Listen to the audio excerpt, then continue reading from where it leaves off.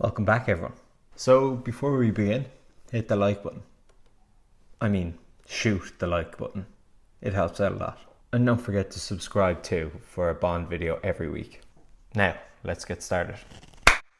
So we all know the first film in the James Bond series is 1962's Dr. No. But spiritually, the style of the Bond series began well before that. In 1959 with Alfred Hitchcock's North by Northwest. I know you're probably thinking, I need to stop this video after I said that. But hear me out. So off the bat, when you compare Roger Thornhill with James Bond, they're not alike. Bond always goes head first into trouble trying to complete his mission. While Cary Grant plays Roger Thornhill as a man that loves his boring, repetitive New York lifestyle. He's a mama's boy.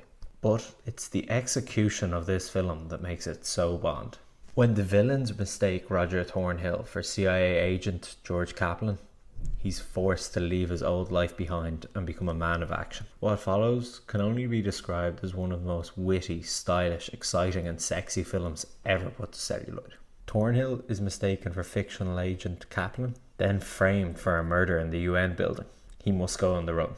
And this is when the film really starts to resemble something us Bond fans love. On the train to Chicago, he meets Eve Kendall in one of the best film scenes ever, I think. What I mean is, the moment I meet an attractive woman, I have to start pretending I've no desire to make love to her. What makes you think you have to conceal it? She might find the idea objectionable. Then again, she might not. She's more than just the classic Hitchcock blonde archetype. Eva Marie Saint is so good in this film, we can't even pretend she didn't influence the first three Bond films. This film is filled with lavish sets and lifestyle. From the Oak Room at the Plaza Hotel, to brilliant train sequences, the auction house, or the villain's Mount Rushmore house. See what I mean?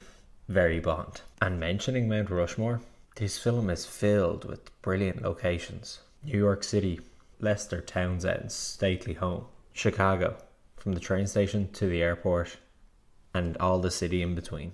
Then the climax of the film. Cary Grant is an English-born actor. He was even considered for James Bond, but would only do one film. He's such a charismatic leading man. It's hard to compare him to anyone working today. And do I even have to mention the suit? It's a cinema icon itself. Bond is inspired by it. And Mission Impossible stole it. Well, according to Christopher McQuarrie, the director of the last couple Mission Impossible movies, this was a copy of the suit from North by Northwest. Every movie aims for good dialogue in its script, but the witty repartee in this film is something the Bond series has been trying to mimic still to this day. Think how lucky I am to have been seated here. Well, luck had nothing to do with it. Fate? I tipped the steward $5 to seat you here if you should come in. So as charming as you are, Mr. Bond, I will be keeping my eye on our government's money and offer you perfectly formed house.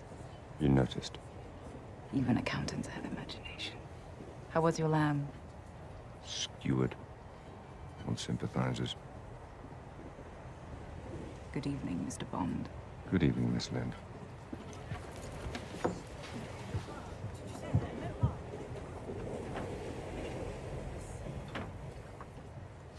It's a spy story with microfilm. How many times have we seen that used as a MacGuffin in a Bond plot? And MacGuffin is a term Hitchcock used himself. Thornhill even drinks martinis, or something pretty close. The evil but charismatic villain with the henchman, both James Mason and Martin Landau, are brilliant in this film. Seems to me you fellows could stand a little less training from the FBI and a little more from the actor's studio. Apparently, the only performance that'll satisfy you is when I play dead. In your very next role, you'll be quite convincing, I assure you. $25. Thank you. $3.75 is bid. I have three. And last, but definitely not least, the large set-piece action sequences. Like, look at this.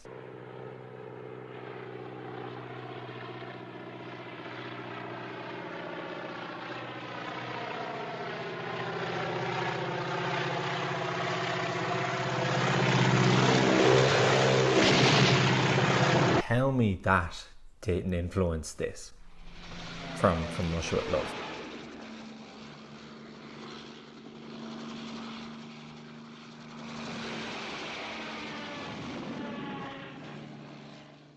So I've just quickly barreled through all the things in this movie that I love that are very Bondy, that went on to influence the Bond series in the future. All these elements are part of the Bond series today. It's probably most noticeable in From Russia with Love, arguably the best James Bond film. But my slant on this movie is doing it a bit of a disservice. I look at this movie through the lens of a Bond fan, but this is something different to a Bond movie. While James Bond was always a hero, in this film, Roger Thornhill goes on a journey that turns him into one. And Alfred Hitchcock is one of the greatest filmmakers of all time. Hitchcock's ability to hold a scene, add complications, and keep you on the edge of your seat all come from his years of experience in mystery, crime, drama, and the thriller genre. He used all of these skills in this big adventure film. It's the master of his craft at peak abilities. Even just small things like this. Set something up, complicates it, relieves the tension. He's just brilliant at it, and the film is filled with it. It's why I recommend this film to everyone, because North by Northwest is not just a great movie to watch for Bond fans. It's one of the greatest films of all time. So that was something a little new but familiar to the channel.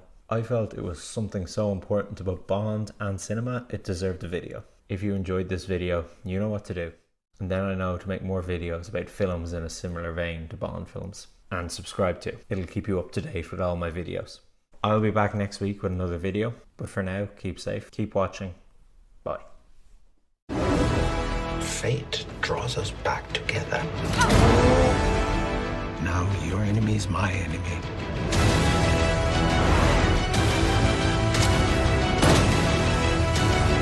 When you're ready.